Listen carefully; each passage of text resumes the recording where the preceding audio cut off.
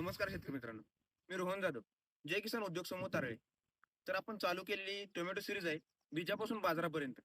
त्याचा तिसरा भाग. तिसऱ्या भागात आपण बघणार आहोत पाणी व्यवस्थापन. तर आपण आजूबाजूला बघू शकता, आपण पाणी व्यवस्थापनासाठी ड्रिपचा वापर केलेला आहे. तर ड्रिपचाच वापर का करायचा? तर पहिली गोष्ट, ड्रिपचा वापर केल्यामुळे तुम्हाला जेवढं पिकाला गरजेचं पाणी आहे, तेवढंच बरोबर पिकाला पाणी मिळतं आणि पिकाच्या मुळापर्यंत पाणी जातं. दुसरी गोष्ट, पाण्याची बचतही होते. अति वापर होत नाही. मग आपली जमीन शारपट होण्यापासून वाचते.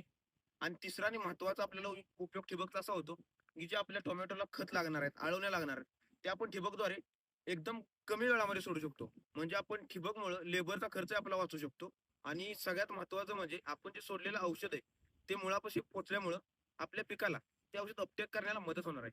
तर आपण या भागात पाहिलं, की ड्रिप इरिगेशनचा वापर आपण कसा करणार आहे टोमॅटोमध्ये. जर तुम्ही या चॅनलला नवीन असाल, तर जे किसान उद्योग समूह चॅनल हा सबस्क्राईब करा